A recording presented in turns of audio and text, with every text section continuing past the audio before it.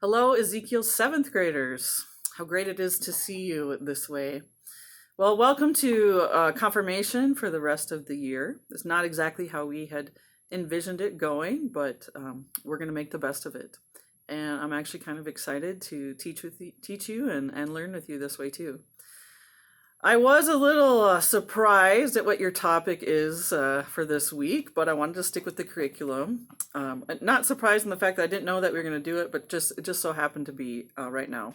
So your lesson is on the devil. And I'm sure when I say that, that conjures up lots of things in your head, maybe about evil, or maybe things that are fearsome or not, or maybe you think even about sports teams that are named after the devil, or food, or I don't know, there's other things that are named after the devil, and we might talk about that too, like what does that exactly mean. But I have a verse for you today. If you want to follow along, you can pause this and go grab your Bible.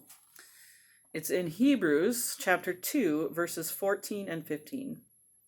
Since the children have flesh and blood, he too shared in their humanity, so that by his death he might destroy him who holds the power of death, that is, the devil, and free those who all their lives were held in slavery by their fear of death.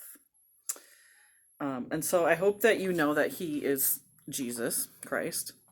But there's so many different thoughts about the devil and opinions and the causes of evil. And, the problem arises when we focus on that too much and we lose sight of what God has promised us in Jesus. And so it's not that those things maybe aren't present, but as people of faith, we keep our eye on Jesus Christ. Now, I think it's kind of funny. I read here that Martin Luther had some strong words for the devil, and we can follow his example. Like, Luther believed that Satan was very real, but he didn't take the devil seriously. And in fact, he felt that we should scoff or laugh or even fart in the devil's general direction. So I'm not sure where that comes from, but I'm sure many of you will appreciate that. And and it was a good illustration of the fact that the devil actually offers us very little, but God has very much for us and holds us a lot and holds the world in his hand. In the Gospels, the devil seems to be one of the only ones that really know who Jesus is. So it's kind of interesting that that the devil knows that Jesus is way more powerful than him, and or it, or whatever you want to call it. And so that's good for us to remember that too, that God makes even the demons believe and shudder. So we're going to talk about that this week, about the devil and evil. And if you have some questions about that, write them down. And you can even email them to me ahead of time so that I can kind of be prepared for them. And your pre-work, though, is a stream project, as Vicky, your teacher, had already planned for you. And that is to make a cross. And so I want you to continue to do that project, because after all, what I said is that our focus is not to be on evil, but on the power of God. And the cross is a great symbol of that for us.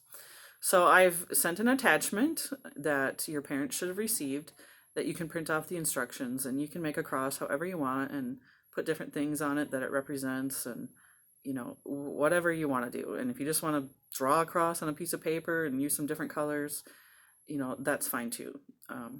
But you can check out the instructions there. We'll be meeting this week in a Zoom session and have some discussion. You'll have 2 sessions to pick from.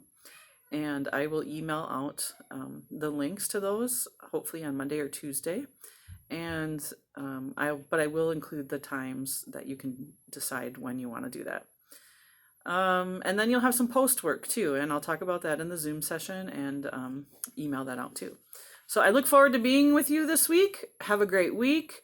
Write down those questions that you have about devil or evil, and work on a cross. Have some fun with it. Get as elaborate with it as you want, or not. So see you soon.